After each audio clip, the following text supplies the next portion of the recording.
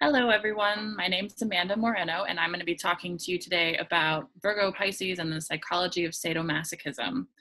Um, so just to kind of like name my sources first, I'm going to be talking a lot about Jeff Green's material on this subject from the Pluto 2 book. So that's specifically focused on sadomasochistic relationships. I'm also using some material from a lecture that Patricia Walsh gave at Norwalk a couple years ago. This book here, Masochism, A Jungian View by Lynn Cowan. And then this book here, Radical Ecstasy by Dossie Eaton and Janet Hardy. And we're going to be talking about sadomasochistic tendencies as in experiences that are rooted in a desire to reunite with God, the divine, transcendence, bliss, and ecstasy. And so we'll be exploring a lot about what that means, what the distortions are, specifically in terms of how how our culture has kind of taken this notion of sadomasochism and put it into all of our institutions and the ways that we think about the world and ourselves. And we'll just be discussing it through the lens of psychology, but also astrology. And so just to give you an idea about the bases we're going to cover, we'll start with the psychology of sadomasochism, specifically from a Western lens. So that is kind of like the bias there. Then we'll talk about the Virgo Pisces archetypes, then how sadomasochistic tendencies play out in relationships, and that's more of the Jeff Green material. And then a discussion about how kink or sexual kink can be used as a tool for dealing with this material. And so therein kind of lies my personal bias, and that I'm really passionate about talking about subjects that are particular to what we would call fringe groups. I mean, in a lot of ways, astrologers are part of a fringe group, but my kind of communities are the queer community and the non-monogamous community, and also the kink community as well, because I think astrology can be used as a tool for helping people to move through things rather than judging them. And so exploring topics that have as much nuance as this one does is really important to me personally. And then after we do that, we'll get to the chart examples, probably in the last 45 minutes, half an hour or so. So just basic definitions first. So what is sadomasochism? It is a psychological tendency or a sexual practice characterized by both sadism and masochism. So what is sadism? It's the tendency to derive pleasure, especially sexual gratification, from inflicting pain, suffering, or humiliation on others. So then inversely, masochism is a tendency to derive pleasure, especially sexual gratification, from one's own pain or humiliation. And so we're going to be talking a lot about the interplays between pain and pleasure, because they can be so linked in so many areas of our life, but hopefully this lecture will give you some new ways of thinking about these things. All right. So the basic psychology of sadomasochism is that I deserve pain, punishment, crisis, suffering, and I don't know why. And we'll kind of get into the why of that later on. For my needs to be met, I must somehow hurt or suffer first. And then I'm worthless, even though intellectually I know better. So that's mean that like my actions out in the world, I'm behaving as if I'm worthless, even though if you ask me about my self-esteem or what I'm worth, I'll tell you that I have good self-esteem. So it's these kind of really unconscious and insidious patterns that happen. So we're all kind of masochists in some way. We deal with jobs that we don't like. We deal with family members that we don't like. Sometimes we eat food that we don't eat. We eat things or food that we don't like. We eat things that our bodies tell us that aren't good for us. So we can break it down that way, and that's really important, because what it happens when we see the ways that we constantly participate in things that are not pleasureful for us, and we do that by choice, we start to see that the concept of masochism in particular is not such a fringe theme after all. Look at people who stay in relationships for decades even though they're miserable, right? Or people who are kind of compulsively drawn to things again and again that are not good for them. Okay, So where did the term masochism come from? And I am focusing more heavily on the masochistic bent here than the sadist, but we'll circle back around again. So the term masochism was coined by a 19th century psychiatrist, who listed it under the general pathology heading in his Psychopathia Sexualis book. And so when that hit the scene, it instantly made the term a sexual, psychological, and social phenomena, right? So as it kind of like morphed from there, Freud then put it under the rubric of being a perversion or a pathology. And it was really referring then specifically to sexual tendencies.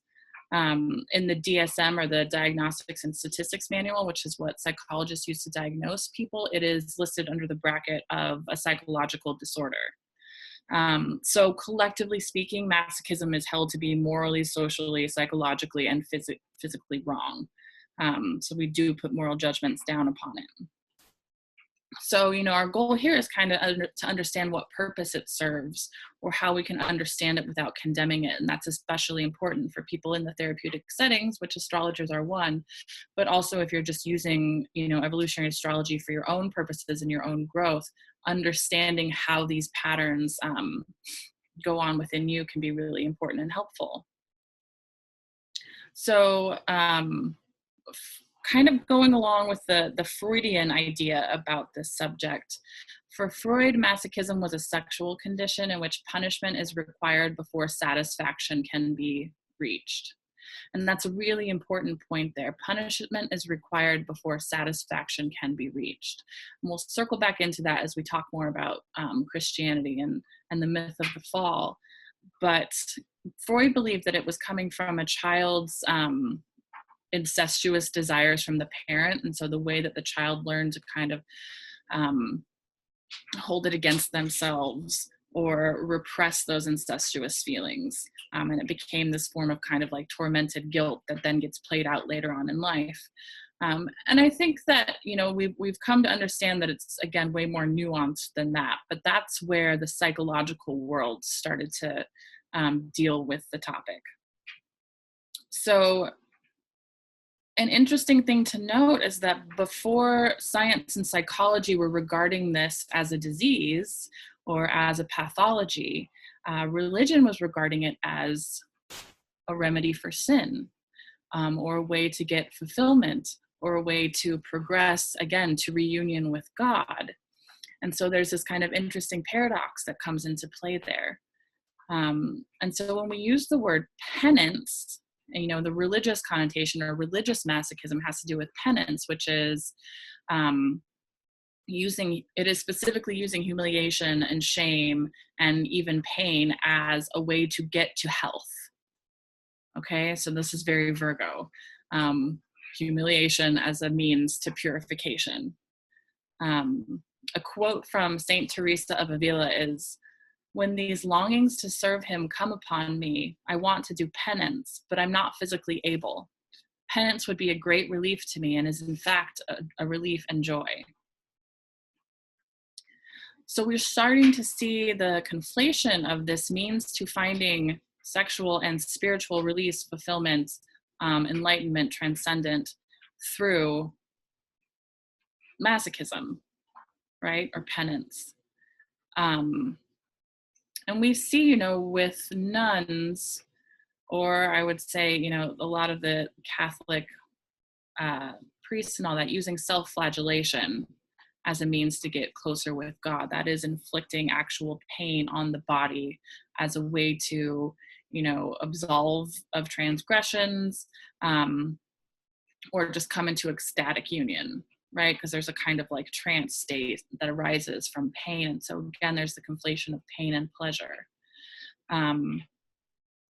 But our culture teaches us that religious feeling and sexual feeling should be mutually exclusive. They can't live together, right? You can't be a sexual being and also be religiously good and pure. At least that's what the Christian paradigm has evolved into teaching us. And so it is predominantly, a lot of Catholicism that's built around masochism. When you walk into a church, the first thing you see above the pulpit is the image of Christ on the cross. It is the image of the crucifixion. It's the image of suffering in order to, redeem all of humanity for their sins. So we don't focus, or at least the Catholic Church, you don't walk in and see something about, the teachings of love or oneness or finding truth within yourself. You see, like, he died for your sins. What are you doing? And so that concept of suffering really comes forward. And this is so important, again, because so much of Western culture's infrastructure and institutions and the ways that we relate have Christianity and Catholicism at their roots. Regardless of whether or not you're a Christian or a Catholic, you still participate in a society that is heavily informed by these philosophies. And so with that, the concept of suffering coming to mind like that, it's important to just note that the root of the word suffering means to bear or carry on a burden. And so this gets into the split of the Virgo Pisces polarity, because we have more on the Virgo side of things the need for punishment in order to atone. Right? And so you're bearing the burden of punishment in order to get to this higher place, or to, be absolved of your sins. But there is a lot of burden that comes from gnosis, right? And that is more of a Piscean thing. And so gnosis is to know. There's direct knowing. And that was one of the principal tenets of Christianity before the Council of Nicaea, which kind of stripped it of the Gospels that spoke about personal revelation and personal truth. So there's the burden of that direct knowing. There's the burden of quote unquote enlightenment, but there's also the burden that you have to carry when you become more aware. You bring the light of consciousness in, which is part of what Virgo is involved in, because you become more aware of your own demons and you become more aware of your own evil nature, right? And so then it's that question of, what do I do with that? So if we start to kind of break down the Virgo Pisces polarity, and for some reason I'm starting with Pisces, at least that's what my notes tell me to do. Pisces is where we see, in its, I would say its highest form, it is, transcendence and divine love and divine oneness and unity. Piscean complexes tend to be around self-loss, dissolution of self, loss of ego, escapism, solitude, isolation. You do see themes around savior complexes, martyr complexes. And so there's also themes of surrender in there. So the thing to note about Pisces here is that it culminates all the previous signs, right? So Pisces comes at the end of the circle, and so it has the previous 11 archetypes within it. So it is the all. That's one way of understanding it. And so kind of like after all of the trials and tests and all the, personal development and relational development and transpersonal development, we get to Pisces, and that's where we just kind of let it all go.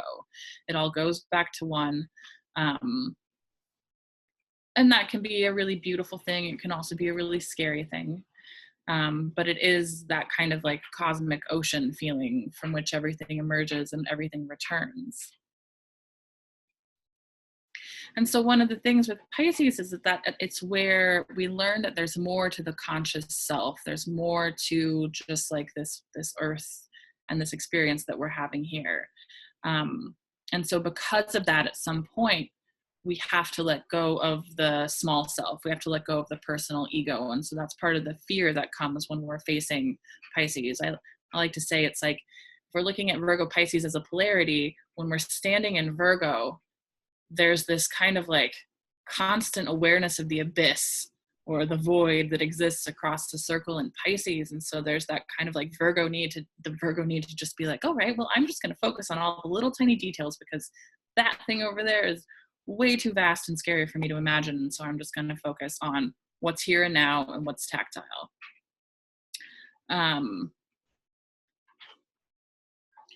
And so in Pisces, with this loss of self, we get into, the makings of some of the underpinnings of the masochistic tendencies. There is a need to surrender the self for the sake of something else. There is the need to make use of the body for the sake of the greater good.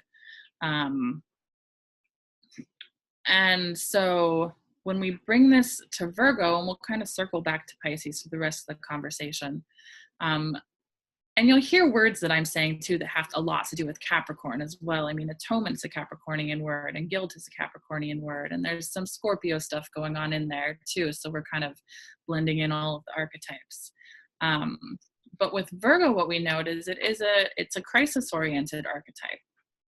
Okay, and that has a lot to do with the fact that it is the first time. So if we look at astrology as a developmental wheel, we start with Aries, and the first 5 signs are all about personal subjective development, leading up to Leo, which is kind of the expression of the personal self, or the little s self. And so we get to Virgo, and in that one sign, we have all the pressure of trying to figure out how to go from being special to being useful, right? Because we're about to extend to the other. And so there's a lot. Virgo's like a pressure cooker. And, you know, keywords for Virgo are persecution and inadequacy and purification and service, assimilation, self-doubt, lack mentality, service and subservience, which are 2 words that are definitely so associated with the sadomasochistic themes. Persecution, shame, and so part of the function of Virgo is to get us to analyze. That's its rulership in Mercury, with Mercury. And so it's this process of like crisis and then analysis, what went on, how can I make this better? And there's reflection in there too, and it's refinement. And so there's this really strong quality of refinement that goes into the Virgo archetype. Unfortunately, it's oftentimes through these cycles of crisis, but so it goes. And so another way of saying that is that the Virgo archetype creates self-knowledge through pain, right? Crisis is very often pain. We wait until something hurts enough before we take care of it. And so I'm just kind of drawing this out again to show that this quality of what I'm referring to as masochism is part of the human experience in a lot of ways, for better or worse. And so the other, another really important component of Virgo is that it's the archetype of humiliation. It's supposed to be the archetype of humbling experiences, which is very different than humiliation. But oftentimes, again, as we have, as we're gaining consciousness in different areas, we experience humiliation and then we're humbled, right? And that's the purpose of that, is to deflate the Leo narcissism, okay? Because it's not all about me. And I have to learn that in some way. And so in that sense, when how Virgo uses humiliation to tear the ego down, or where and how self-analysis come into play for the individual self is seen through, the sign on the house of the 6th, on the cusp of the 6th house, what's going on in the 6th house, the ruler of the 6th, and then where Mercury is in the chart and how that's talking to each other. Okay. So masochistic types typically repeat their fantasies or their delusions. Or if we put it in evolutionary astrology terms, it's that kind of Pluto complex of repetition, compulsion. We go through things over and over again. And so one way to look at that is because there's that's the way karma works, right? It's very heavy and it drags us back into the same patterns over and over again, partially because that's what we're comfortable with. And so we just go back there, even if it's harmful. That's very masochistic. But that can also be seen as showing us that process of refinement, right? We get something in our head, or there's something that we're just kind of compelled towards over and over again, and we go into it again and again. And that there is a process of learning that's trying to happen there, of perfecting it. Okay.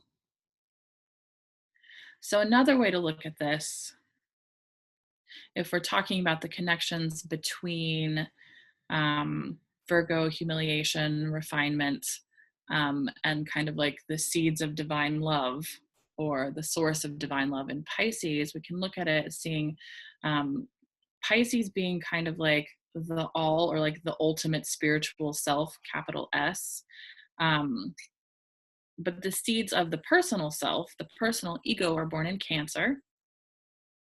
And then the seeds of the soul are in Scorpio. And so Virgo is the midpoint between those two things. It's trying to bring the desires of the soul and the desires of the ego. That's the double rulership of Scorpio, that's Mars. It's trying to assimilate that. That's the sextile. It's trying to synthesize it, kind of coming from both directions.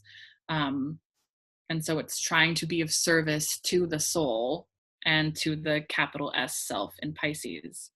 And so Virgo is also that kind of process of gestation, right? It's the symbol of the pregnant virgin, or she who is whole unto herself. Christianity has done a lot to like really concretize and literalize that metaphor. But what it classically referred to was a person who has everything they need. So there's that wholeness that comes through in the Virgo Pisces axis. All right. Any questions at this point?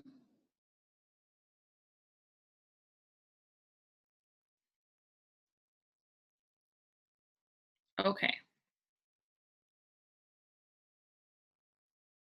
So before we move on to kind of like the next phase, one other thing, I'm focusing a lot on Virgo today. One other thing to understand about Virgo is that it is ruling the body, right? It's an earth sign. The sixth house has a lot to do with health.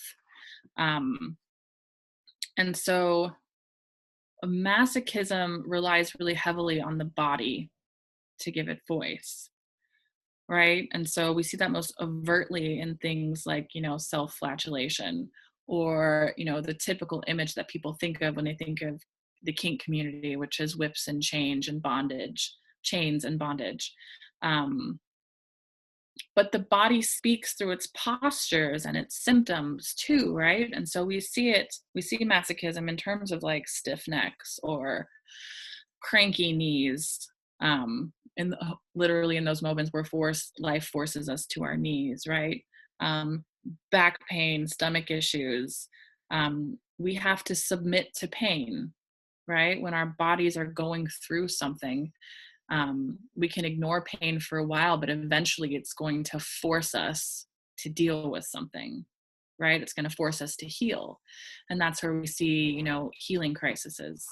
And Virgo's association somewhat with, becoming a shaman or a healer in that sense. And something that's kind of tugging at my consciousness right now that I hadn't meant to bring into this, but it is important, is to note that there are cultures, non-Western cultures, indigenous cultures, that use this kind of ordeal or body pain as a process of initiation. Okay, so you'll see cultures where there are like the major, like, lip piercings with the huge spheres in the lips, or people going through initiation rites where they, are castrated or circumcised and have to go off into the desert alone for 3 days. Okay, so again, we see this theme of body purification, or purification through bodily pain and discomfort, or initiation, which in those cultures is not seen as a bad thing. It's seen as part of a process of maturation. Okay, so bringing the two together, Virgo and Pisces, masochists learn through disillusionment. All right, I've been saying humiliation, purification, but there's also that process of disillusionment. So it's tapping into Pisces that kind of helps to reintegrate the truth. And there you see that square between Virgo Sag and Sag Pisces, right? So we go through this process, these ordeals in Virgo, and then we get to Sag, and it's like, oh, there's awareness again, but then there's kind of like letting it go in Pisces. And you can kind of reverse that flow as well. And again, it's just important to note that in Pisces, there is no judgment of what's gone on through the rest of the circle, the rest of the life, or just specifically in Virgo. Okay. So how and why? why has this kind of like really intense cultural conditioning come about, or how has it come about?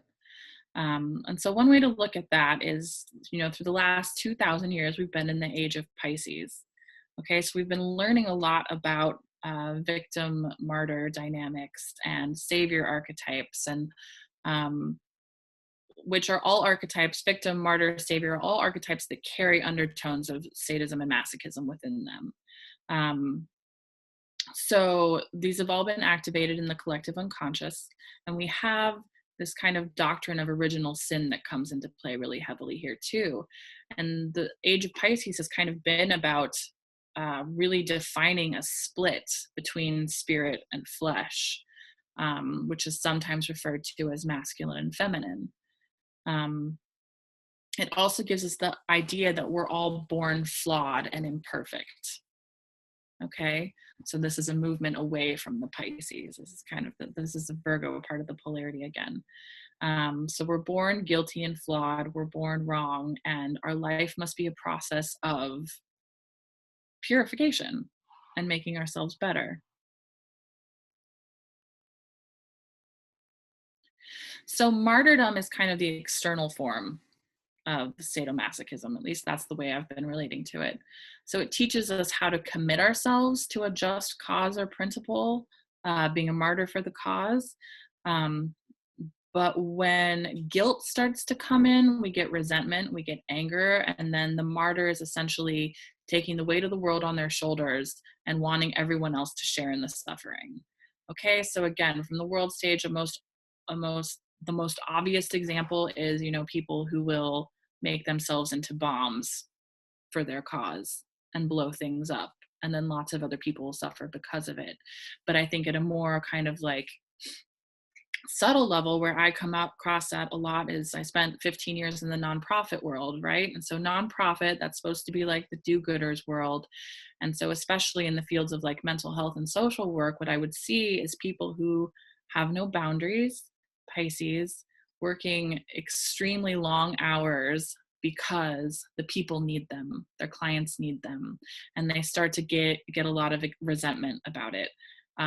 Whereas the kind of like healthy dynamic would be, I'm supposed to be at work 40 hours and that's what I do, right? And then they start to kind of, there's, conversations in break rooms and stuff about how much they're suffering for the cause of their clients, right? And the institutions that they're working for usually not only support this behavior, but encourage it. They encourage that kind of martyrdom complex. And so these kind of doctrines and these ideas permeate through Western culture, which again is different, just stepping outside that lens. Hinduism and Buddhism teach that we are inherently perfect, right? That we all have that Buddha nature within us. So we're born intrinsically good, which is very different than Christianity's take that we're all born sinful heathens. All right. So where Virgo is focusing on those kinds of themes, the lack and the impurities, Pisces is teaching us that everything is perfect in its imperfection, that all is love and all is divine. And so that's where, and that we all have the Buddha nature within us. And so that's where bringing those two polarities together helps to kind of like, helps the healing process. So I'll just ask again, any questions before I move on to more of this sadism? Yes, Amanda, could you please bring Gemini into this grand cross? Yeah, so I think where Gemini comes into that mutable cross, as a helper, at least, is that it does have that quality of curiosity that it brings to the mix. And so when we're talking about non-judgment, Gemini can be a really healthy energy, even though it's kind of in conflict with Virgo and Pisces, because it helps us to learn about these things and it helps to bring new information in. If I just take a second and breathe, Gemini is a little bit, the square aspect between Gemini and Pisces and Gemini and Virgo. Mercury and Gemini is where we first start to learn about our division, right? Our separateness. As we come into conscious awareness and we start learning about categories, and then we move into Cancer, we realize, oh, we're different. And so there's Gemini is kind of facilitating this greater grief process, right? Because we're becoming aware of our separateness. And then again, it feeds into that kind of cycle of disillusionment or existential crisis, because we realize that we are separate from source. So the strength of Gemini, again, is like the curiosity and the fun of being like, okay, well, I get to learn all about this. That's cool. But it is kind of feeding into that generalized or that bigger existential crisis or crisis of meaning. Does that help, or do you have anything to add there? That really helps, thank you. I'm just now considering Sag, which is truth and natural law. Would you like to say something about that? Yeah, I mean, I think to me, Sag is also that kind of existential crisis and disillusionment piece. Sag kind of holds it all together by being the place or the archetype where we come into our own notion of truth and our own notion of belief based on what we've learned. And so if we just take from Virgo, we go through this kind of ordeal, and then we move into personal relationships. We go into the darkness of Scorpio, and we emerge into the light of Sagittarius and go, aha, that's what it's all about, right? So then wisdom is born through that experience. But again, when those truths and beliefs get challenged or torn apart, there is that crisis of meaning, and there is that void that emerges from the Pisces square saying like, oh, you think you had it all figured out, but none of that matters, or none of that is true anymore. Does that help? Yes, very much. And I also like what you said about Gemini being mental health. So all of that was very helpful. Thank you very much. Great. Anyone else?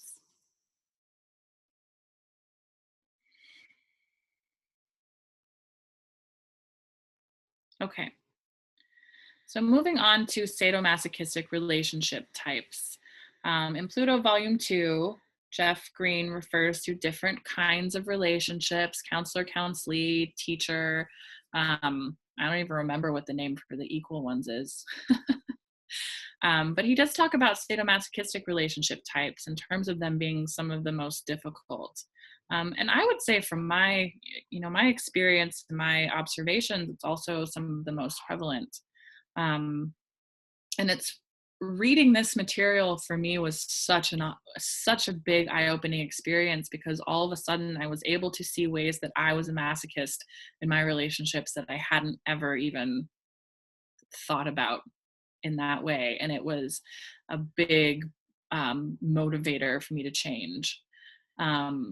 So it's self-sufficient relationships is the name of the equal ones. Thank you, Linda.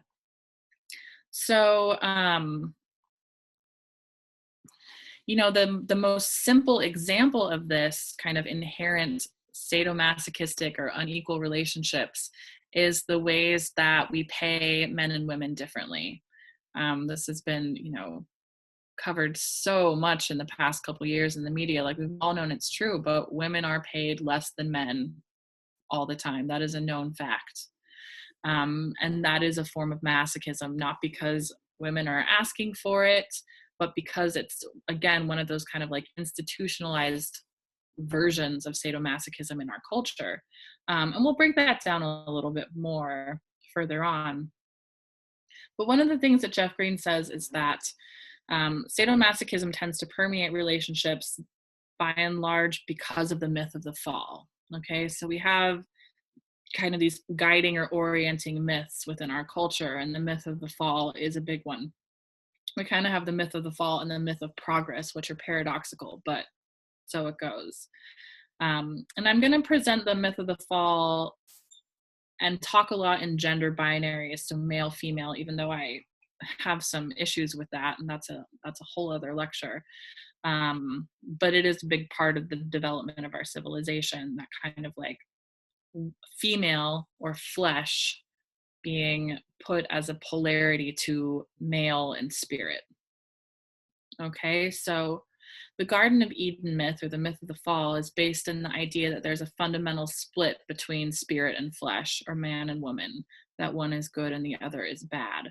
And the way that we hear it told, or the way that it was presented to us in our culture, is that Eve made Adam turn away from God, or Eve is at fault or to blame for both of them getting cast out of the garden. And this is a myth that shows up in cultures around the world in so many different forms, and it shows up without gender, and it shows up with more androgynous figures, and it shows up without the blame. But again, the Christian myth is unique because it has become so pervasive. So, you know, Eve tempted Adam, he turned to her, he responded to the temptation, and they were both kicked out of the garden. There's the nutshell version. And so women in that case are presented as inherently as the beings who tempted and led to the spiritual downfall of all humans, right? Talk about a big weight to bear. So in that process, Eve felt guilt and the need to atone. So guilt plus the need to atone equals masochism. And then Adam felt guilt and resentment or anger, which is what leads to sadism. Okay, so there's this kind of like theme of temptation that's rooted in sensuality and in the pleasures of the flesh. The life of the senses is seen as bad. Again, that's the body, which we associate with the female. And so the first implication there is that flesh is in conflict to spirit. Okay, the second one is that man is superior to woman, because if it wasn't for woman, man would still be in the garden. It is all Eve's fault. And nobody takes accountability or responsibility here, right? They're pretty equal in that. So Adam blames Eve for everything. He blames her for making him be tempted, and Eve blames herself for causing it, right? So there's no right accountability going on here. And so consequently, the nature of the relationship between male and female has taken on these kind of sadomasochistic undertones. All right, and they've kind of become like the basic structure of civilization itself. And so because women were responsible for the downfall of humanity, essentially, for getting us kicked out of that wonderful garden, all bodies are temples of shame. All bodies in general, but the female body more so. It must be covered up, it must be hidden, or it must be presented in a very specific way. It has to adhere to social notions of what beauty is, or what they should look like, or what the shape should be. And then anything that has to do with pleasure is bad, because pleasure is a sensual thing, right? Whether it's taste or touch or whatever the case may be. And so we have this inherent antagonism between spirit or mind or male and flesh or soul or female. Okay, so there's inferiority there, there's guilt on both sides. And so the need to atone for that produces masochism. And the psychological consequences for men are distorted too. They feel guilty for succumbing to the temptations of the flesh. And so there's this kind of like paradoxical and yet usually unconscious experience of desiring the body. And again, we can get out of binaries here because relationships don't just happen between men and women. There's that feeling of guilt for having this primal desire for something. So, and then the anger that arises when they are forced to act on it. And so there you see, woman as the, evil temptress, or the, seductive harlot, or whatever the case may be. So this also gets into domination and submission, right? And that too is pretty insidious within our culture, whether it's, the father being the patriarch and the dominant figure in the family, or our right to dominate nature, our right to dominate the environment, our right to use it, because the physical is less than, the physical is sinful, and therefore we can do whatever we want to it. when it comes to like our immediate surroundings and the way we treat the world. So these are some really, really heavy and loaded themes that we're talking about. And so the underlying thought patterns that Jeff puts forward in his book, that we kind of accept as the way things are, even if it's not conscious, are I deserve pain, punishment, crisis, suffering, humiliation, and denial, and I don't know why. That leads us to making excuses that sound like rational reasons. That's the Virgo Mercury thing playing out there in order to justify those conditions. The belief that there must be something wrong with me. I'm not good enough. I don't have enough. I'm not smart enough. The belief that for my needs to be met, I must hurt, suffer, or sacrifice first. You see that so much in female psychology specifically, but also the psychology of motherhood, right? I have to be selfless. I have to sacrifice myself. And I often actually wonder, I mean, sometimes you'll hear people say that that's the only time where it's okay to be selfless, right? As we like see these movements to helping people empower themselves and kind of like come back to center. But I often wonder what it would be like if children had models who took care of themselves rather than models who were self-sacrificing, right? If they had models who knew discernment and boundaries, healthy Virgo, rather than I have to give everything up for you. And just kind of like what the nuance and balance is there. And then the other thought pattern is I'm essentially worthless, even though I intellectually know better. Okay, so again, that's kind of like if somebody asks me, do you have healthy self-esteem? And I say, of course I do. And yet my actions exist in polarity for that. My actions don't show that I value myself.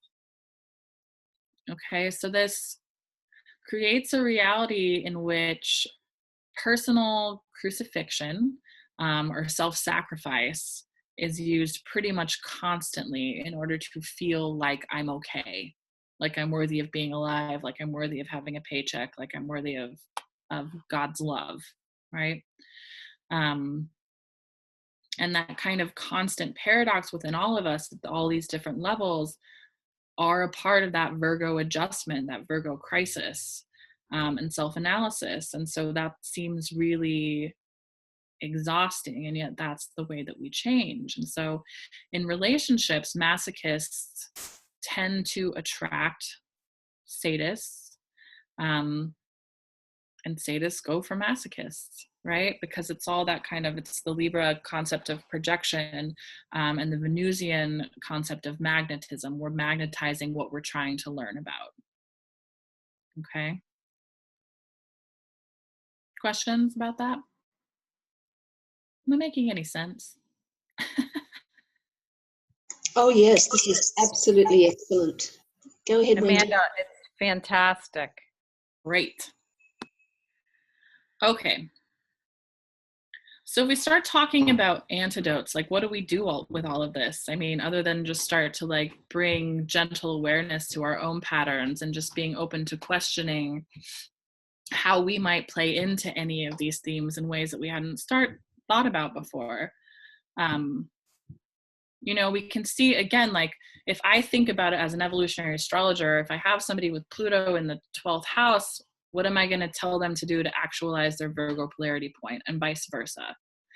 Right? So both of those have to do with spiritual practices that help with discernment, that help with boundaries, that help with the understanding of what's reality and what's fiction, or ego structures that we've kind of latched onto to try and escape a feeling of existential dread, or escape feeling like we're sinking into the void.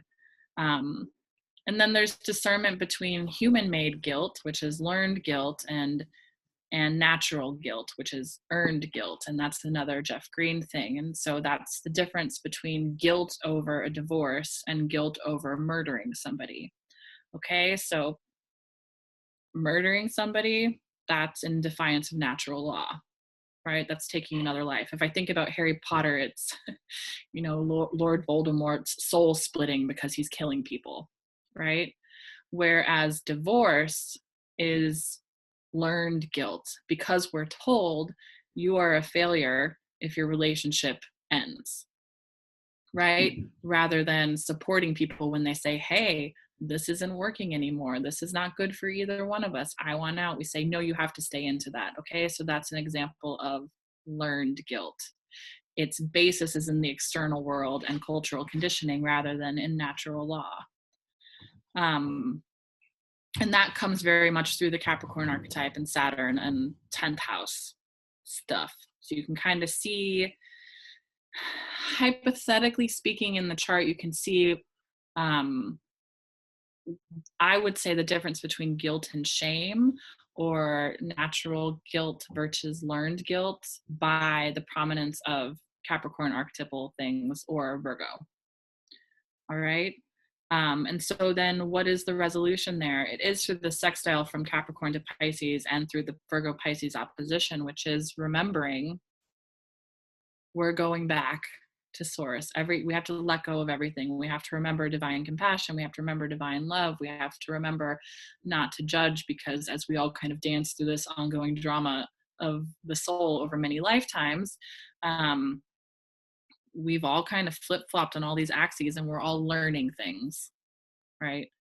And so, like whenever I see somebody with Pluto in the 12th, going back to that example, what I will often say to them is it has a lot to do with going into their own suffering to develop compassion, because we can't fully develop compassion for others until we've faced our own stuff and extended unconditional love to ourselves within that. And then compassion, true compassion, is really born from that point. All right, so another kind of antidote to sadomasochistic complexes is catharsis. Okay, so catharsis is the process of releasing and purifying. So we have mental catharsis, that's when we go, oh, that's what that means.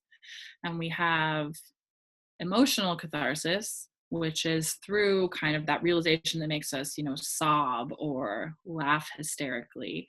And we have physical catharsis, which I guess could be seen as laughing as well, but it usually has to do with some kind of empowerment through, like pushing off an attacker or something else my brain's not really letting me think of right now. I'm drawing a blank there.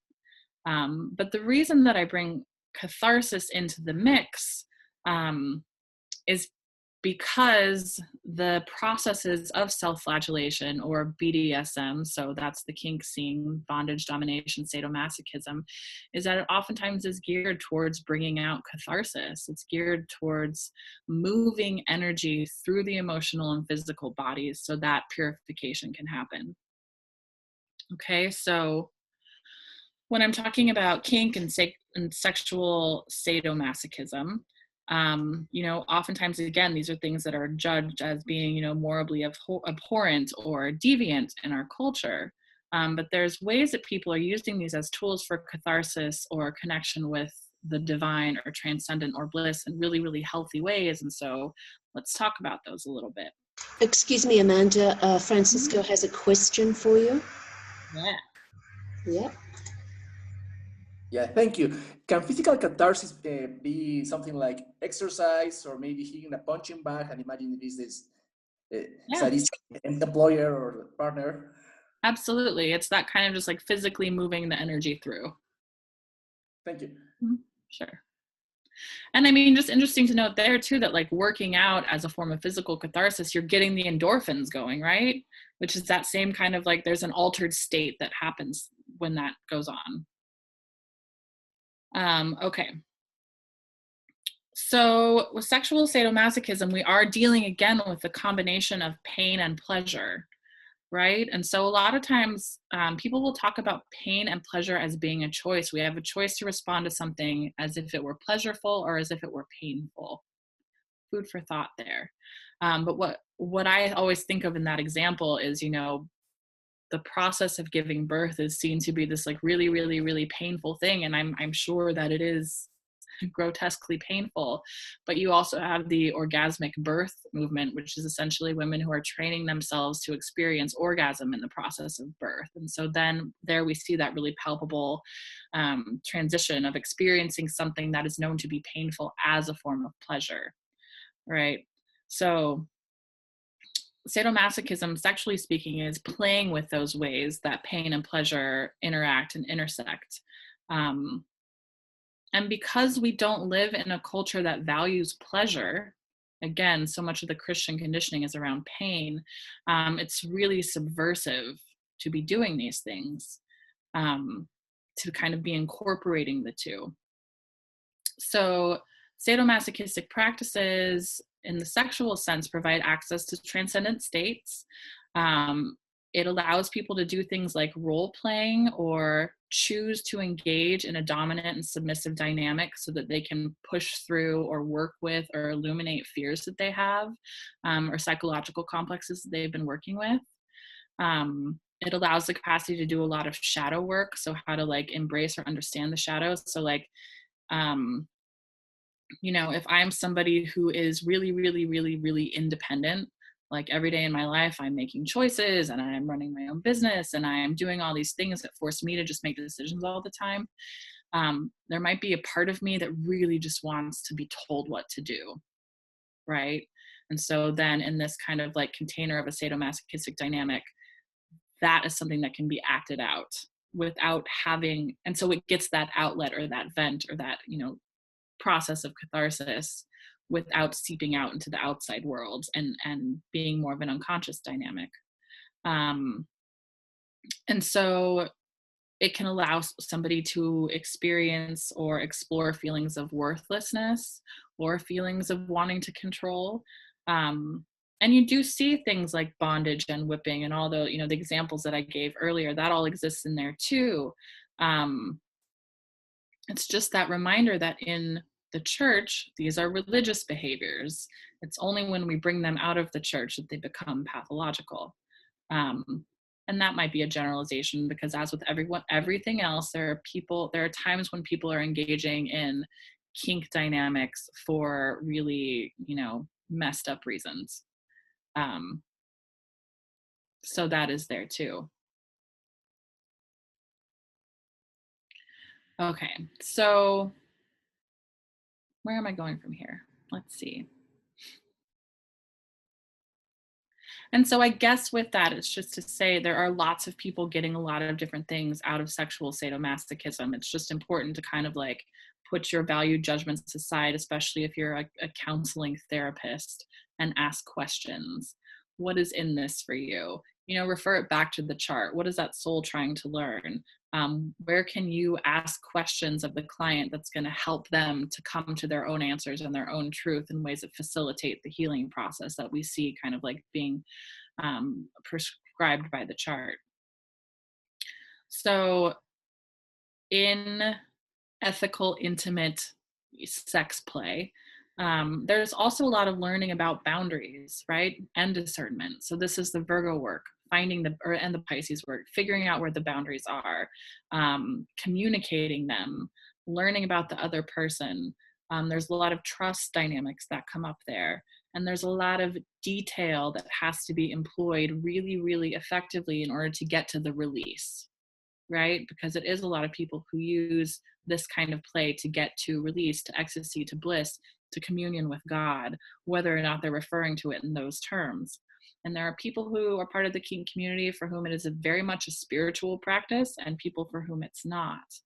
And so it can be devotional. I mean, with, you know, dominant submissive dynamics or master slave dynamics, there are people who really just love that feeling of being devoted to someone, and people who love the feeling of having somebody for whom they have to care for at that level because they are showing devotion.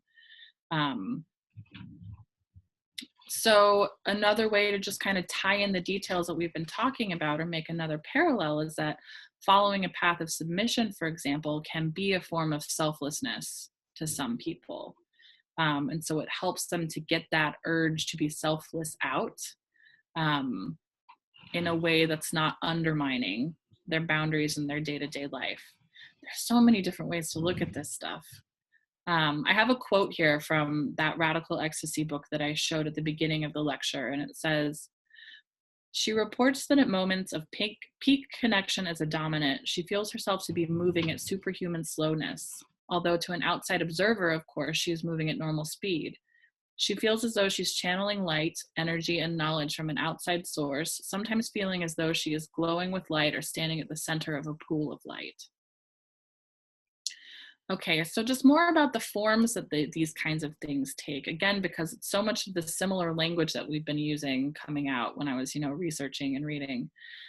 So one form is playing with old wounds. So this is kind of like deep emotional play that goes into really profound and oftentimes buried emotions.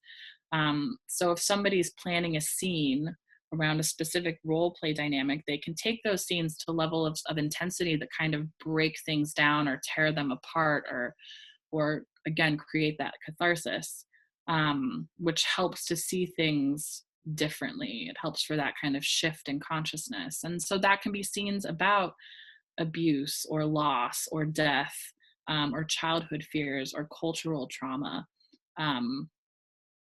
or just hot button topics in a culture like racism or sexism.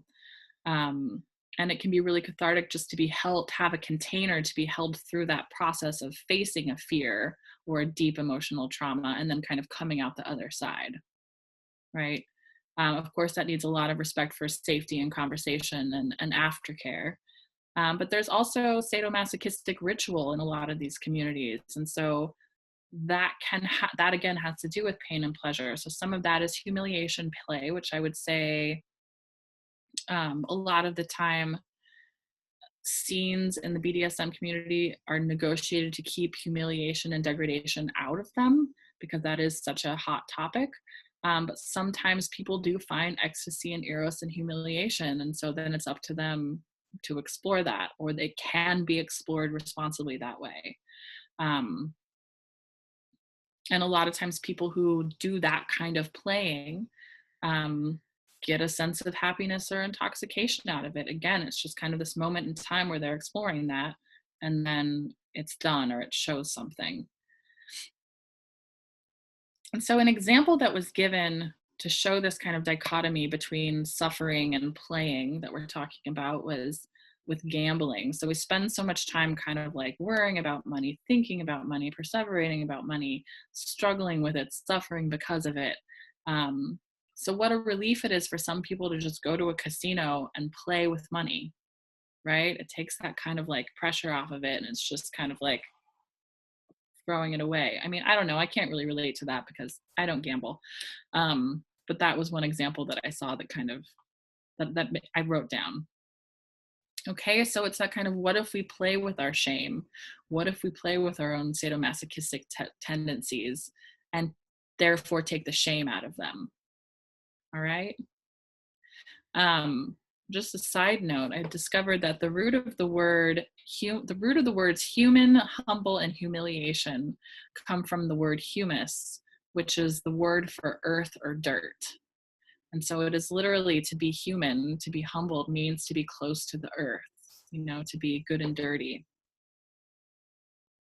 And so again, there's that curiosity, that Gemini curiosity. There's the openness of Pisces, of saying like there is no judgment. And just that question of like, what is the soul being driven towards? Okay, so that all went a lot faster than I thought. I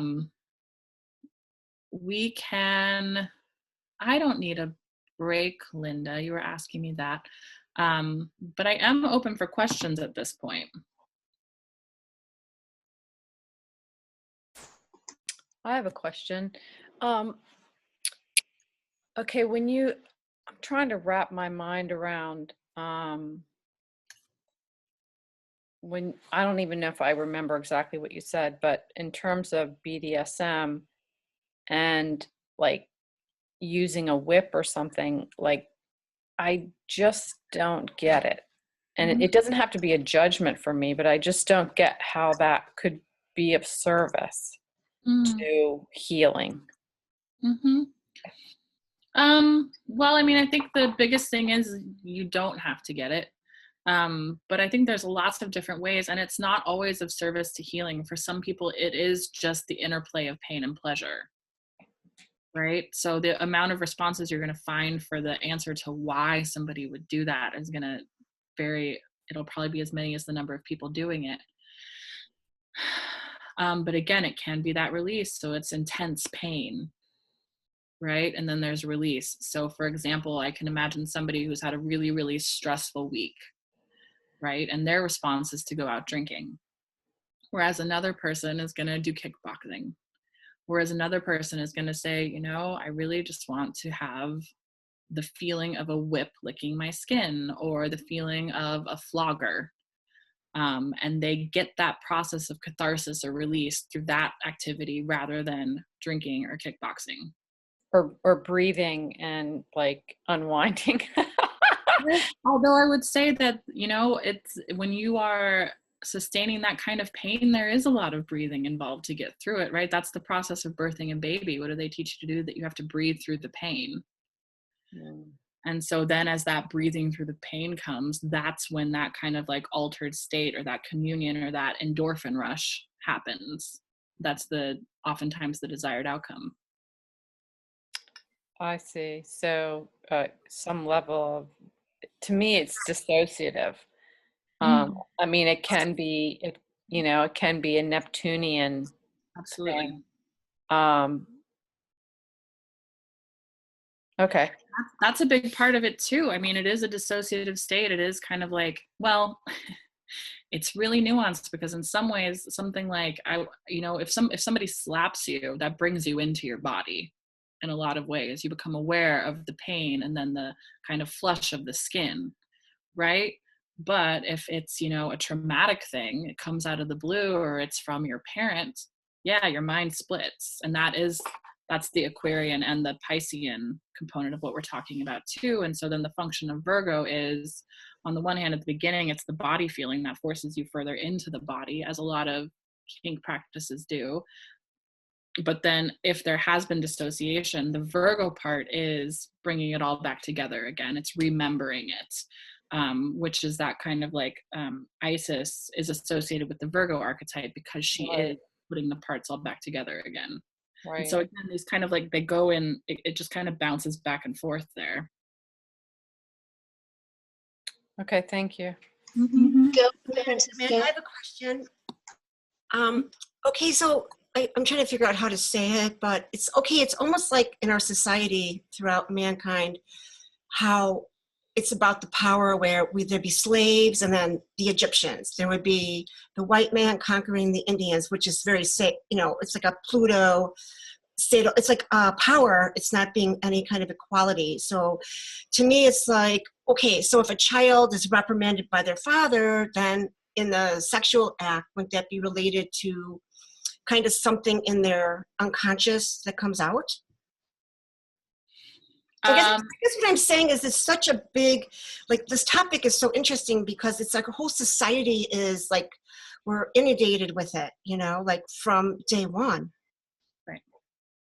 Yeah. Right. And so there's a lot going on to what you're saying there, but if I distill it down to like the most obvious thing that comes to my mind, that question of like, is it unconscious or whatever? So if you have somebody who has been abused by their father, one of the things you see the most common is that then they abuse their children.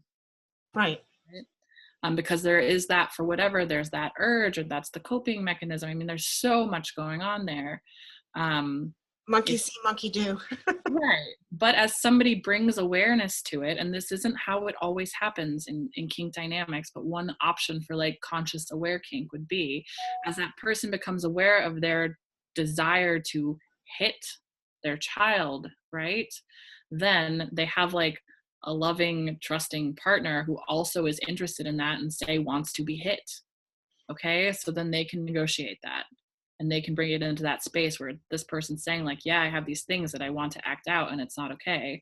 And of course, not acting them out is also fine. But for some people, it is a process of psychological exploration that they're working through. And if they can do it in a container where they're exploring these themes together, then it's two consenting adults. Right. That's a whole different story then. Right. Okay, thanks. Because I just feel like it's just so confusing, because it's just like from the church to like this, it's our history in a way about unequal power and how people want to dominate, and it's just the way of the world. It's not sad, but it is. Right. Thanks. Okay, Francisco, go ahead. Thank you. Yes, about what we're saying about breathing, or when a person is hit by a whip or something and he breathes, it's more about exhaling, I think. When a person is hit, he screams in pain and he lets emotions go. It's like when they do martial arts, it's the same thing, that they scream to when they throw a punch or a kick, and they let emotions go. Mm-hmm. Yeah, it's that kind of movement of energy again. Right. Or it can be. Mm-hmm. This is Wendy again. Mm-hmm. I think his comment and Lauren's, I mean, my background is body work and healing, right? And I was hit as a child. I was sexually abused. I went through all those things. So I somatized all that, right? Mm-hmm. For me, like, that would never work to go and be like hit by somebody. It would just like re-traumatize me. There's no way it would be good for me. And so I know that. So I'm just thinking that, like, the whole act of that, to me, it seems more Uranian than a Neptunian thing. I just can't imagine that it would be healing. I just don't equate it with healing. Mm-hmm. It's anyway, I mean, it's a great topic, and the whole Virgo Pisces theme, I mean, you've just really put it in amazing context. And I really appreciate that. I guess it just would never, I mean, it doesn't mean that if I was like, in sexual partnership, that I'm not going to explore all kinds of, wonderful things. But I just know that I couldn't imagine that being hit would be healthy. Right. So, that's again, that's just one form that it could take. But, like if I had a client who came in with really heavy, let's say they had, South Node in the 8th house, conjunct Uranus, squared by Venus in the 11th. So I know there's a lot of big themes of betrayal and sudden change and, loss and grief. And then there's also, that's been kind of like impacted by a tendency to like surrender themselves to the community, to the tribe or whatever. And they come in and they say, oh, I'm in, a dominant submissive dynamic with this new person, and I'm really getting to know like my own codependent patterns, and I'm really and I don't know if this is good or not. I'm not going to say yes it's good or no it's bad. I'm going to say, it seems like you have a history of trauma and loss, and you have a history of surrendering yourself to others. So I would just encourage you to be really, really aware of those dynamics in this, because it's going to re-trigger all those old complexes, right? But at least in the way I do astrology, I'm going to kind of hold that space for exploration. If it gets to a point where there's, intense trauma or abuse going on, of course I'm going to say something. But I don't know what that soul is intending to go through. Right. I appreciate you putting it in that context. I totally get that. And I can see where somebody in there exploring of themselves and consciousness, how it could serve, yes, a purpose, right. A healing purpose. Thank you. Mm-hmm. Amanda, I just wanted to say, bringing fun and humor to these role-playing dynamics could really solve, some of the problems that Wendy was talking about. So fun and humor, not taking it too seriously, but working with them this way. Mm-hmm. Mm-hmm. Yeah. Patrice, go ahead. Hi, great, Amanda, appreciate it.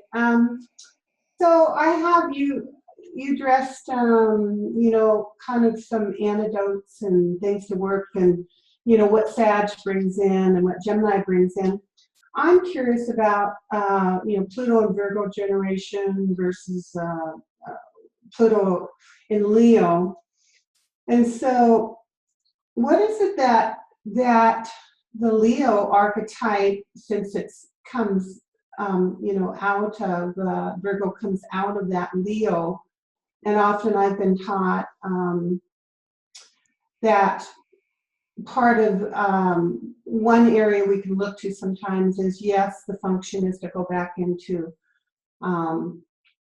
being humble, but not to go down the rabbit hole of humility, to bring in that bridge between Libra and Leo. So my question is do you have any ways that you can use the Leo archetype? Since that was a wonderful thing for us to come into the individuation. Mm-hmm. And is there anything you use in your work around that? Around how Leo can facilitate having Virgo go forward, and make the bridge into Libra without it going, so much that it's, I'm asking. Okay. So several things come to mind. I'm not sure if any of them are going to directly address what you're getting to, but we'll see. So one is that, Leo is fun, right? Leo is joy and fun. And so that helps to break up the seriousness of Virgo. When Virgo's getting too concerned about everything, it's like, okay, how do I have fun? How do I bring the joy back to it? And then one of the things, I think in a lot of ways, Virgo is a reaction to the drama of Leo. But specifically in terms of, like sadomasochistic dynamics, or like, the sex itself, Leo has a lot to say there because it is that drama energy, right? So if we're talking about people being in or creating scenes for sex play, it can be really fun to plan and plot, or it can be really fun to bring the drama and the role playing into it. And that helps with the precision and detail that Virgo loves, right? So there is that kind of like interplay of, you're right, just kind of like bringing that forward. But it also is, if we think of Leo as in terms of the, being the axis of individuation with Aquarius, help bringing that, what am I here on this earth to do? Like, what is my path into the Virgo archetype? Helps with that notion of it's serving something, and helps with that process of humility, right? So I'm doing this work because it's serving my path of service based on what it is I'm trying to become in this lifetime. That's wonderful. Excellent answer. In fact, just as you gave that to us, your whole face changed. It's like, oh, I can see her Leo bringing this in with the detail, and it's lovely, lovely answer. Thank you very much. You're welcome. All right, any other questions, or should we move to charts?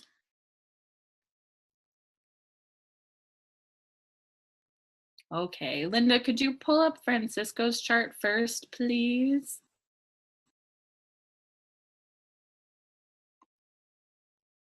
Okay. So here we have Francisco's chart, and just kind of like the salient parts based on what we've been talking about. There is a South Node in Leo in the 12th. We have the Moon in the 12th as well with Ceres, and then Mars and Vesta in the 6th. Pluto in Virgo. So we're gonna, that brings it right home to what we've been talking about as well. What was the other thing I had noticed? Let me just look at my notes here. I think what I was initially drawn to with this chart was, with the emphasis on self-esteem and that kind of like the feelings of worthlessness that can go along with Virgo, having it in the second house just kind of like echoes that. And so there is, the soul has been learning about, what am I worth? What do I value? What is my self-esteem? What are my resources? So Francisco, are you willing to just kind of speak to your experiences and how this theme has been alive in your life? Yes, I'm willing to, but I wouldn't like to. Well, do you want me to be specific about something, or do you have any questions, or do I just? I would like you to, you had shared with me over email a little bit about it, but I want you to start mainly because I want to see what you're comfortable sharing in this forum, and then we can go from there. Okay. Well, yes, I have had self-esteem issues since I was.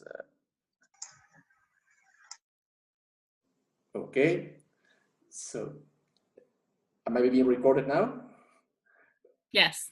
Okay. So yes, even since I was born, I have problems of self-esteem. I always thought I was worthless. My sisters deserve better. My sisters were better than me, even though, well, we all have different capabilities. They had their own, I had mine. Well, I always felt I was the underdog in whatever I was going to do. If I was going to, well, in school, the teacher will prefer my classmates over me because whatever reason. In a job interview, they will get this guy over me because whatever reason. Now that I'm working on my own, a potential buyer will prefer to do business with my competitors only because, well, for whatever meaningless reason. Mm-hmm. Even though there is no, like you said, even though intellectually I know better. Mm-hmm. Yeah, so then you said that just as Uranus has come through and started to trine your sun, you've felt a lot of more awareness about those patterns and the ability to move through them. Can you speak to that at all? Well, yes. In the past year, transit in Uranus was trining my natal sun and squaring my natal moon. So it was a very good opportunity to rebel against those thinking patterns. I said, well, is this right or just something I was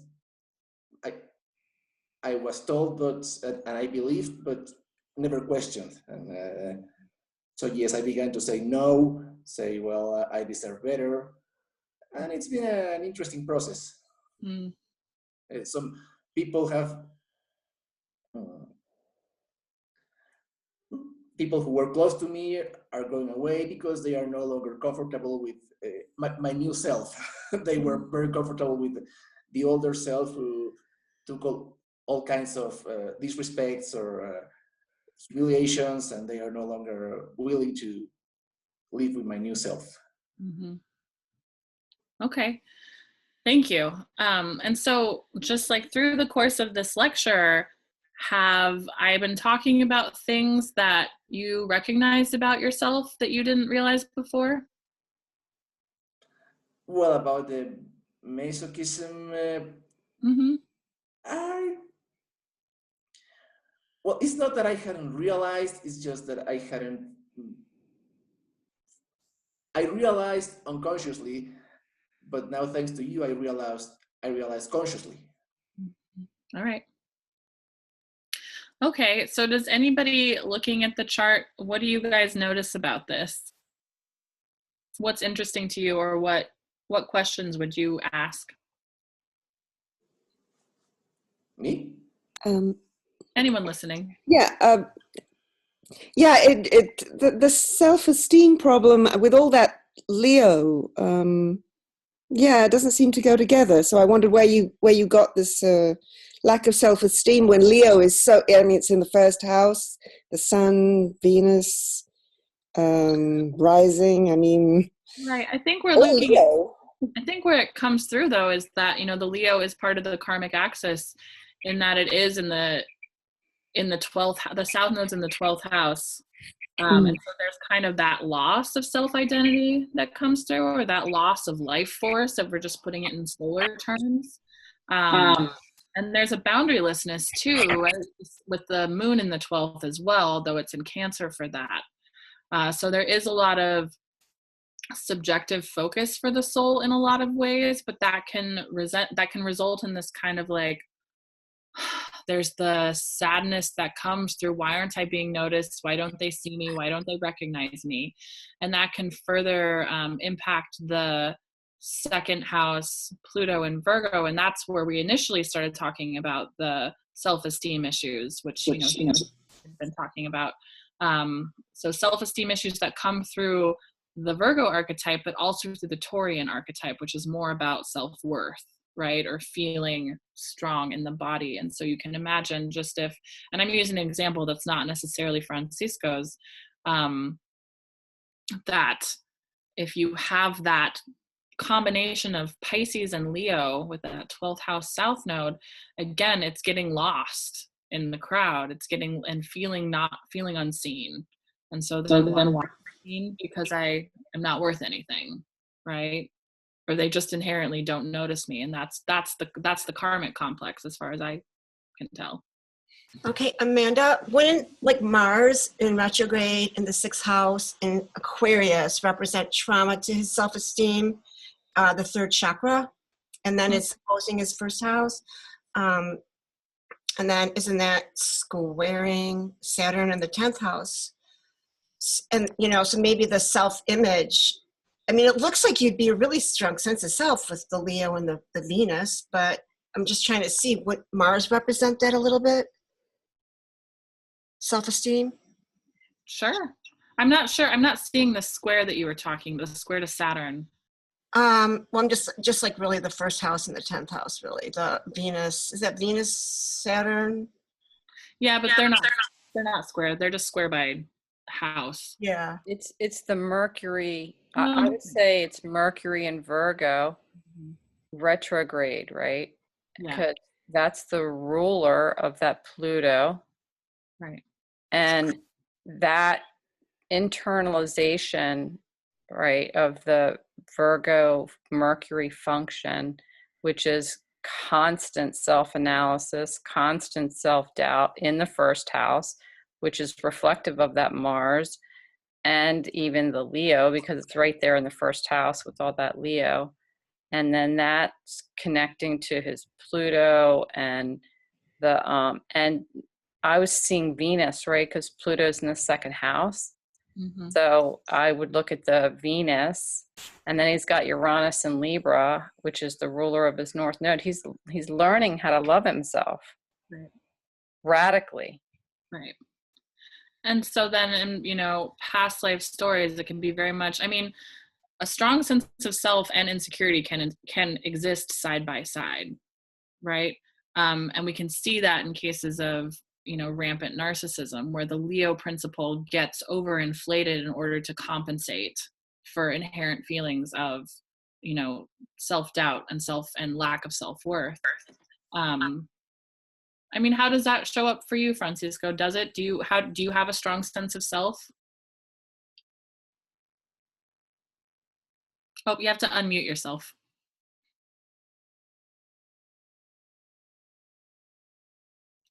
Oh, try again with the unmuting. There you go. Okay. Yes, I have a very strong sense of self-doubt. I doubting myself in almost everything I do. Am I doing okay? I said good morning to this person. Did I do it the right way? Or maybe she took it in the wrong way? Things like that. And how do you, I mean, I don't know your familiarity with evolutionary astrology, but how do you relate to your North Node? Like, where do you see that coming through? Well, I've read Jeffrey's Pluto Volume 1 and 2, and that's probably, that's all I've read. Mm-hmm. This with my North Node, I'm not sure. What I understand is, well, not really. I don't. I just don't know.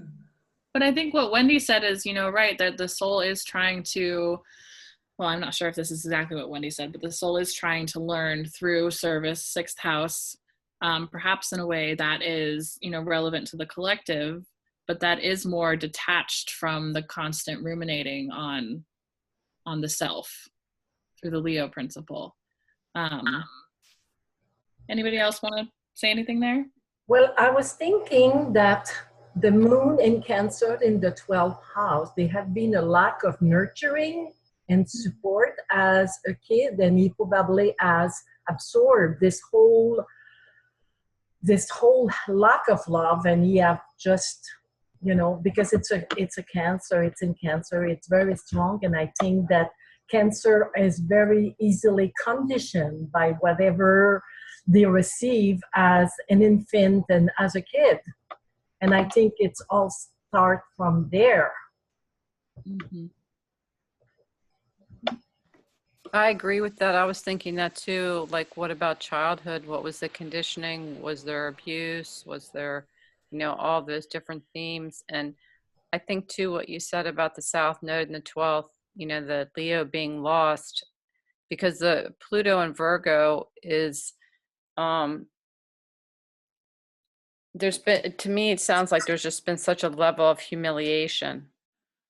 And he's trying to come out of the 12th to go into the 6th to have the discernment, right? And clarity. Yep. How about this Saturn aspecting my Mars? I mean, what I read it means an abusive father who made me feel like worth nothing, and that external indicators don't do nothing for my self-confidence, that I need to find it within myself. Right. Yeah, finding confidence within self. And you seem, you know, if I look at the chart out of the past life context, you seem really well equipped for that with the Sun conjunct Venus in the first house in Leo. Exuberant, joyful expression of the self in very aesthetically pleasing ways, if I'm using my keywords. Yeah.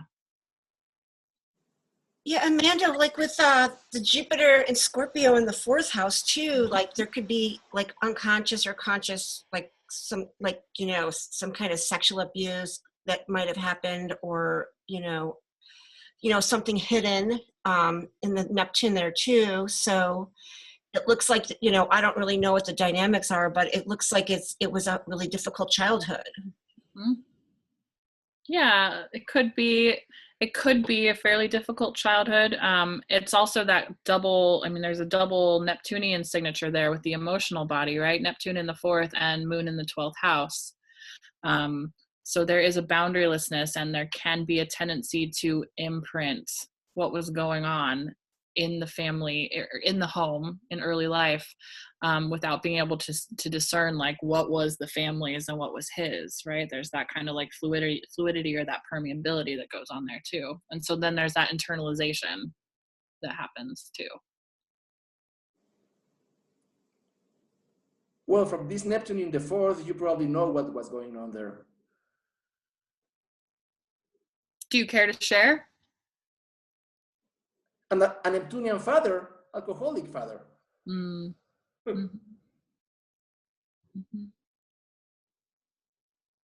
So, do you have insights you want to share about how that impacted you? Well, I don't know, but I always wanted to be different. So I hate alcohol. I never drink, not even a beer. If I'm around a woman who had a beer, and I just wouldn't kiss her. I just can't. If yeah, there's not, a repulsion. Yes, repulsion to cigarette and alcohol. Okay. And so that you say you wanted to be different, and that is in terms of like, you know, rebelling from your father. That's very much a North Node theme. Is that urge to be different there in other ways? Oh yes, and actually, let me add this North Node trine Uranus, North Node in Aquarius, so it's rebellion everywhere, right?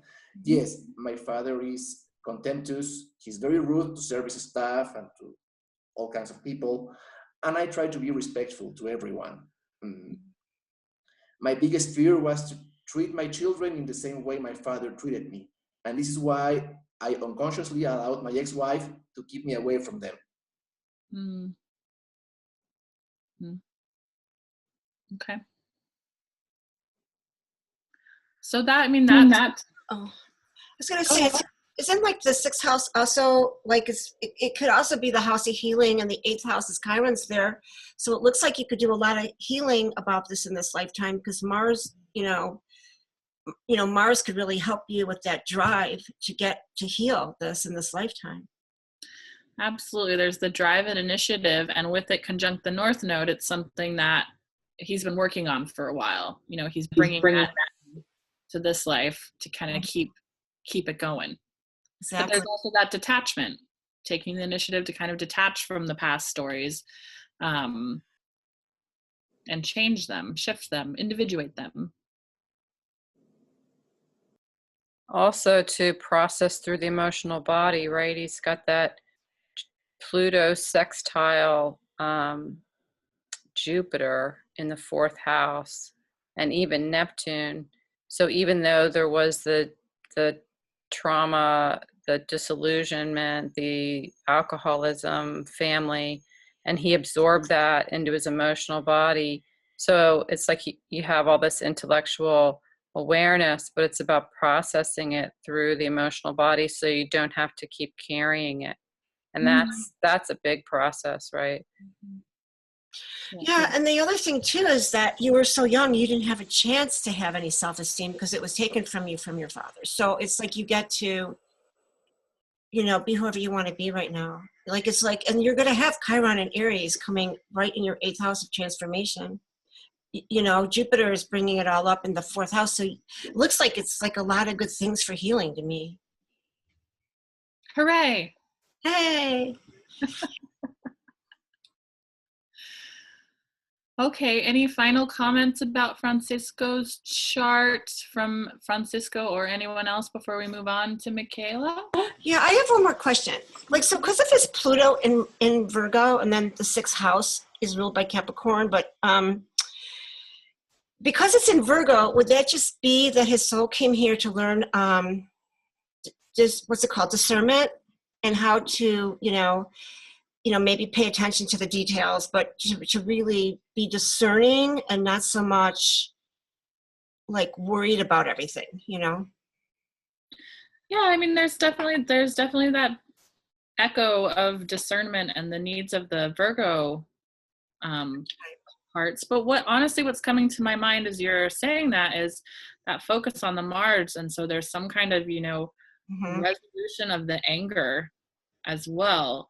And so if we take it back to a narcissistic complex, just generally speaking, stereotypically speaking, there's often a lot of anger under there of that, why don't they see me? Why didn't they see me? Why wasn't I recognized? And so there's something in this life about, I would say processing and then detaching from the 1st house Aries anger and rage that's come through before. Yeah, and that just realized, because you have like it's in trauma, it's in Uranus, right? It's like at 14 degrees, the North Node, and Mars is in Aquarius. So then you look at the 11th house ruled by Gemini, where Mercury is in like with the Pluto and Dark Moon Lilith, the whole Virgo thing. So that's really interesting, Yeah. And I was just thinking too, to full circle would be Pluto polarity point, right, in the 8th house, which is Pisces, takes him back to Neptune. It's like reclaiming ownership of his natural state, his natural intuition, his natural connection to himself and other, being able to share in intimacy through Neptunian functions, higher evolution, higher consciousness, Christ consciousness, all of that, and in intimacy with himself and others. And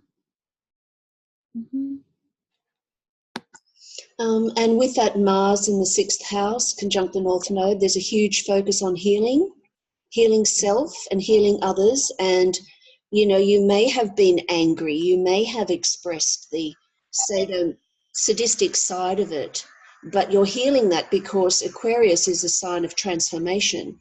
So you're transforming the sadomasochistic dynamics. That's it. Yeah. Cool. Okay. Can we have the next chart, please?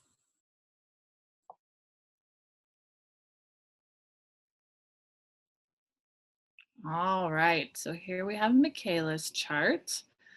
Once again, we have a Pluto in Virgo. We got a lot going on in the 6th house. Hello. Hi. Yeah. Can I just say that that's not the ascendant? I don't know. Okay, I was going to say, I think this is different than the chart I was looking at. Yeah. But let me see if I can. Oh no, what's your ascendant? Pisces. So the 12th house should be. Oh, we really should get the right chart. So let's pause the meeting here for 1 second and we'll come back with the correct chart. Okay, so we have the correct chart from Michaela. So just kind of scanning through that again. Still Pluto in Virgo, but it's in the 6th house. Oh, I have to sneeze. Excuse me. We have Sun. Is this the right chart, Michaela? Yeah, that is. Okay. Mm-hmm. All right. So nothing going on in the 12th house. But Michaela had kind of shared a whole bunch about her life story with me, and I thought it was probably, given the topic, prudent to talk about your experience with relationships in your adult life, particularly romantic relationships, which it seems like is where you started to see the themes of masochism and sadism coming into play. So are you comfortable talking about that now? Yeah, that's fine. Yeah, I had anticipated that. Yeah.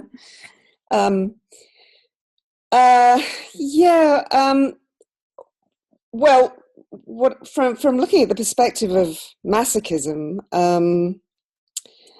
I had a difficult childhood. It wasn't abusive, but there was abuse around me, I think. And I think I was quite sensitive, Pisces rising. So I was sensitive to what was going on around me. Mm-hmm. So there was a criminal element that my sister got involved with, a con man early in my life. I think I was about 3. And he was an exciting character, but he was larger than life, but he was a confidence trickster, and he actually had the police after him quite a lot of the time, and they visited. I was born in England, but we went to New Zealand quite early on, and we were in Australia actually when my first memories are of Australia. Mm-hmm. But we moved around constantly, and mostly it was because my sister and her husband, this con man, were always on the run and doing another con somewhere. And so I got to pick up this whole thing going on. My parents were comfortably off. They'd immigrated to Australia as 10-pound poms, but they were called. And but you know, they had quite a good bit of money, and they bought a business in Queensland. But by the end of this sort of went on for the first few years of my life. By the time I was 7, we went back to England, and we were just going all over the place. Mm-hmm. And so I think I was very, very unsettled, all that Gemini moon and Mars and things, and picking up all of this, sort of being on the run. I didn't mind the moving. I sort of got used to it and liked the different places, but so I'm going to interrupt you just for the sake of time. Yeah, for the purposes of nutshelling, so that we can kind of see the masochistic principles coming in. Yeah. Those did, as far as you told me, they started to come out the most obviously when you changed your job completely in your adult life. Are you willing to talk about that? After the ectopic pregnancy, yeah. We started working at a nightclub. It seemed like I had masochistic. I started with masochistic episodes. I think, as I told you, anorexia was the first one when I was 14. That's when Saturn was opposing my moon, mm-hmm. and sorry, it was squaring my moon, and then so I didn't think of myself as a masochist, but I think anorexia is probably seen as masochistic. It brings that kind of like the relationship with the body into it. Yeah, exactly. I wasn't perfect enough. I wasn't seen. So it's as though I was trying to actually reduce myself to disappearing, so that I felt like it was like my mother would see me. Mm-hmm. And when she actually did comment that I was way too thin, I started eating again. It was like I just needed that validation that I existed. Because I didn't really exist with all this moving around and everything. It was like I was on the periphery of everything. I was picking up everything that was going on around me, but as though I was just a voyeur. Mm-hmm. I didn't really have an existence. So it's that Pisces rising, that, Neptunian, not being very spiritually aware and very sensitive, but actually not solid. So then I literally tried to solidify myself by anorexia. But I stopped it, as I say, when she noticed me. Later on, I think I had another episode when I actually fell out with my mother before going to America. And that was when Saturn again, that was in Saturn in Virgo, that squared Saturn again, my moon again. So I noticed every time there was an episode, first my moon got hit by an outer planet, and then Saturn wasn't so bad. I seemed to get control when Saturn got hit, but then it would move to Venus, and I have a wide Venus square Saturn, and once Venus was hit, that's when I got the masochistic episode. So Saturn conjuncting when I was 11, Uranus conjuncted my Venus in Libra.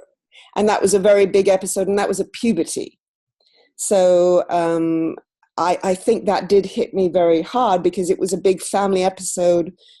There was a bust up, and my mother and I and my younger sister were actually thrown out by my older sister of the country. You know, we had to leave. We were in the USA, and we got sort of chucked back to England with no money. We were destitute. So having come from a comfortable background, we sort of lost everything. And then it was even my sister who had been with a con man who then threw us out with no money when she was doing very well in America married to a government guy. So that at puberty, and that was my Venus. And then after that, it seemed every time my Venus got hit. So first moon, then Saturn, then Venus, and boom, boom, boom. So then when I had the ectopic pregnancy, Uranus was opposing my moon. And at that point, I was married, but my husband was very unsympathetic. And in fact, he thought I was shamming the pain. I was in agony. And I had to plead with him to take me to the hospital. And this was in America. And when I did go there, I was left in emergency for 5 hours, and I was in actual agony. They took all these tests, and it subsided, and they let me home for the weekend. And then I was called up on the Monday telling me to get straight back in there because they found it was a pregnancy, and it was ectopic. And I was actually near hemorrhaging. So I could have, over that weekend, I could have been dead, but no one... So I wasn't seen again. My husband didn't see me. The doctors didn't even see me. It was like I just survived by the skin of my teeth. And 2 people I knew came to visit me, and they were the only 2 people. They weren't Americans. They were one was a Turkish girl, and the other one was I don't know where she was. Yeah, she was Mexican, I think. Michaela, it's Linda. Please answer very briefly. We don't have very much time, so very, very briefly. So after that, I sort of threw myself I changed my job. I went into a nightclub. I hated it, but I went into a very scorpionic phase. And so that was sort of a masochistic thing because it was totally against everything. I sort of made myself into a sexual object. Again, it was low. I'm not existing, but I've taken on another form, and it was very scorpionic and very dark. I suppose that 8th house Scorpio. Well, and you kind of said when we were talking that you felt, you made yourself into kind of a sexual object, and so there's the submissive or the masochistic side, but you also really enjoyed hating the men and despising them. Right, so you see the kind of like both the sadism and the masochism. Yes, exactly. Yeah, exactly. I despised the whole thing, and I despised myself in it. But I also I sort of felt invisible even in that. Even though I was treated like an object, I felt like I was a voyeur of the whole thing again. So I watched everything with great interest and sort of but I wasn't really part of it. Later, and I'll skip all the other part because we haven't got much time. But when I did finally get into my episodes, then got worse when I had a serious sexual assault, and I was sort of numb after that, and it was a drug rape.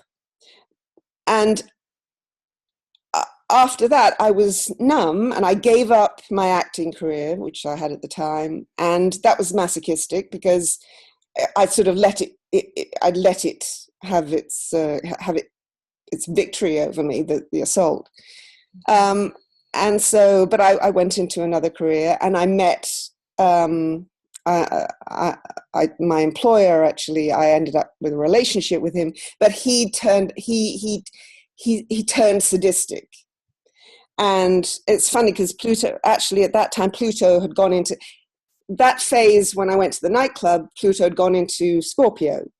And then as it progressed through Scorpio, it sort of, it all got worse. All this sexual stuff, dark stuff, the rape, and then a sadist. And I realized at that point that I was truly masochistic by then, because I was being subservient to him. I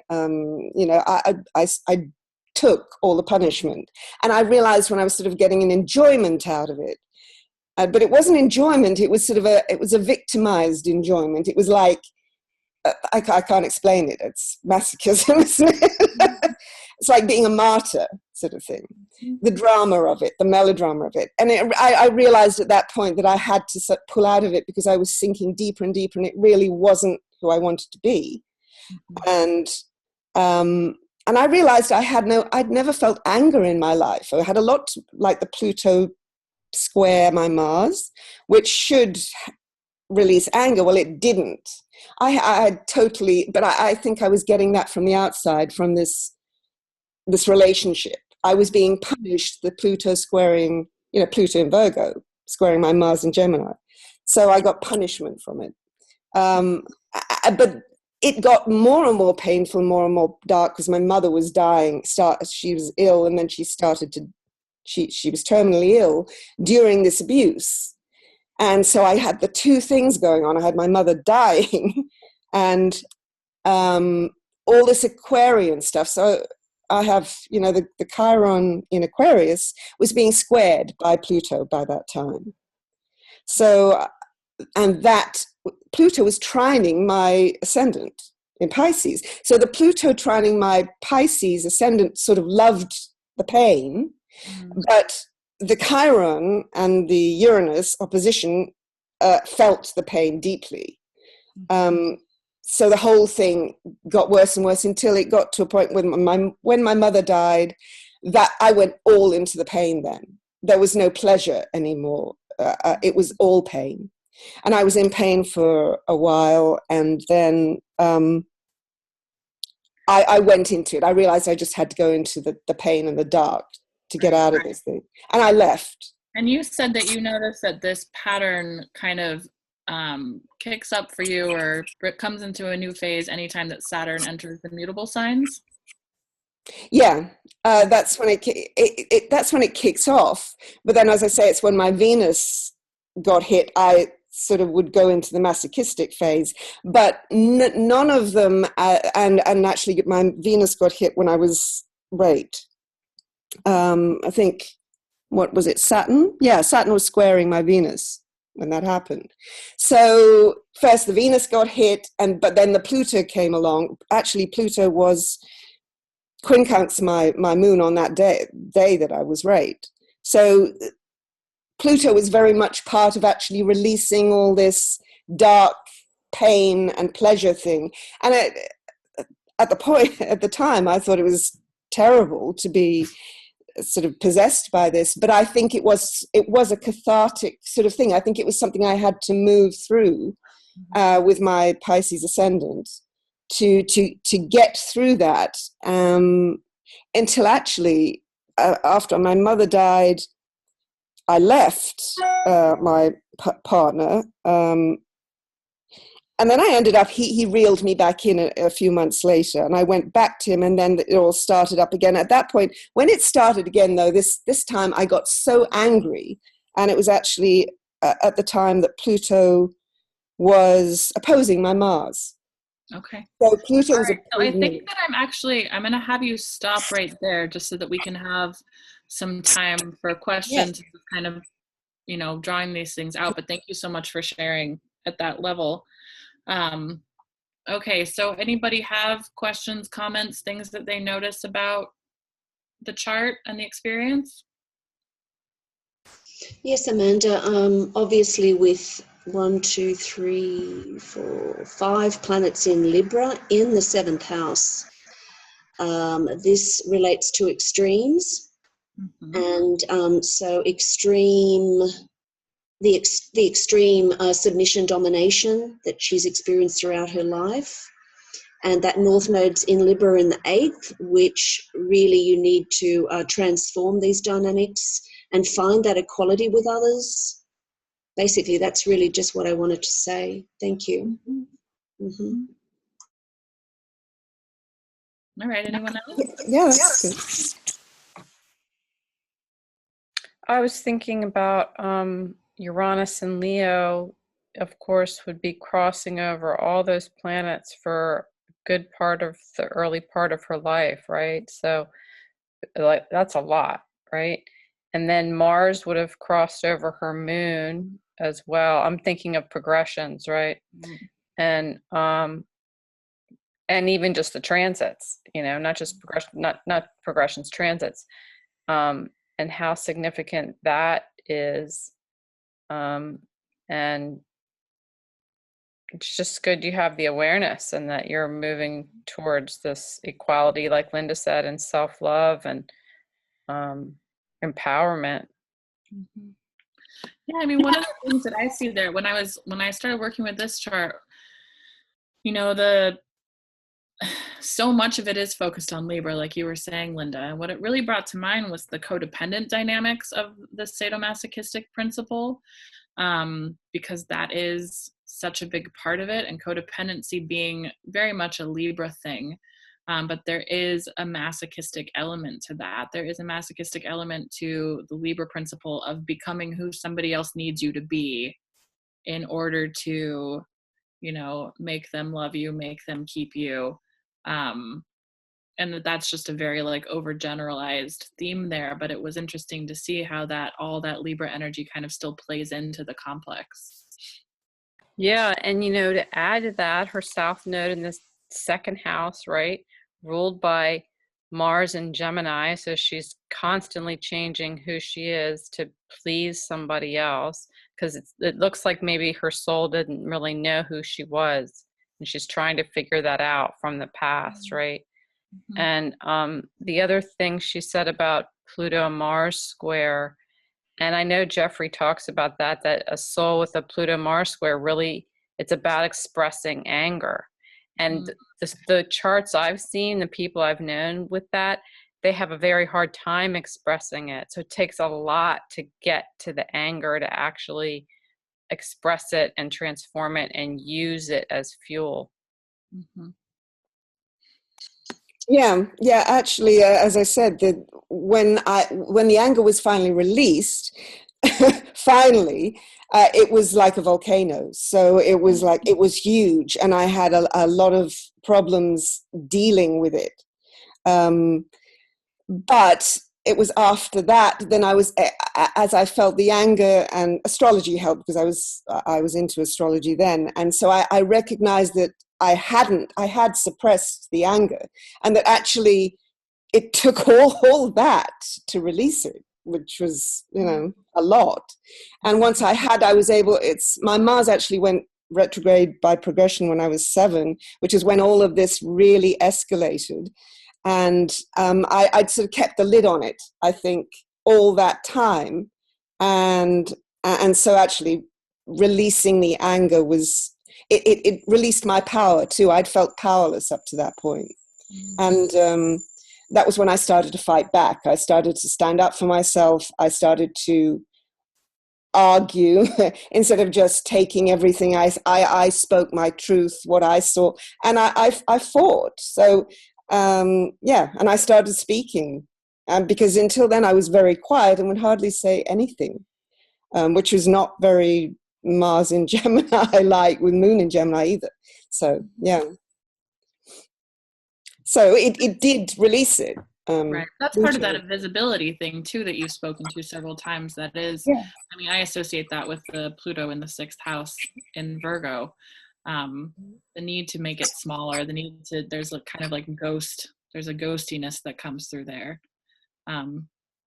Shrink down to be out of the way. Yeah, Amanda, and also penetrating deeply into the why of this anger. This is resolved via the North Node Libra in the 8th house, that she could clearly see, penetrate down deeply and clearly see that projection has been employed to transform her own Plutonian dynamics of Pluto and Virgo in the 6th house. Yeah, that's a great point. Yeah, that's good. Yeah. At the moment, Pluto's squaring my nodes, so I've just had a breakup recently at Christmas. Saturn squared my Venus again, and this time was, Saturn was on the solstice. It was a big one. So, and my Venus at 0 degrees Libra just caught it right on the 21st. And even as it was happening, I thought, this is perfect astrology. It's great, isn't it? Sometimes it is that obvious. It's like a wrecking ball, I described it. It really was. But this time I handled it. It was, I can see Pluto right on my, squaring my nodes. And so it's as though I have to move with that. It's another phase I'm going into, that I've just gone into, and I just have to, go with that. So to me, it wasn't like before, years ago, relationships, they held my person, I lost the relationship, I lost me, I lost my personality, as you said, Linda, projection. But now it's though I very much had my personality, and I actually kicked him out, which is, hey, I made it, you're not, he said he was leaving, so I got him to leave sooner rather than later with no uncertain terms, and saw him out the gate. So yeah, Pluto hasn't been all that bad, I guess, in the end. Yeah, it's just transformative. Well, it's bringing the empowerment of the Aries South Node forward. Yeah, and that's the thing about masochism, isn't it? I mean, a masochist, you're giving your power away. You see yourself, I suppose, as having no power, but more than that, you want to be dominated. Yeah, so that's obviously very anti-Pluto, isn't it? It's not Pluto at all. They're Pluto, you're not. Mm-hmm. You have to own your Pluto if you want to survive, thrive. Mm-hmm. Yeah, that's good. All right, well, any final questions, comments, explorations here?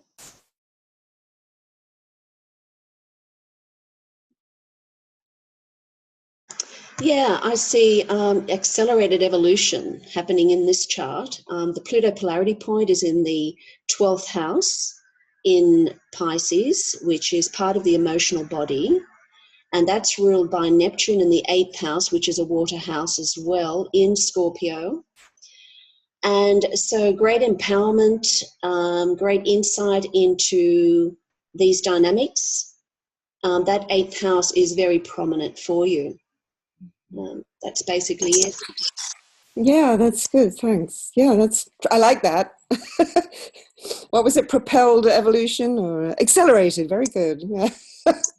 It's always great when Linda speaks up. That's excellent.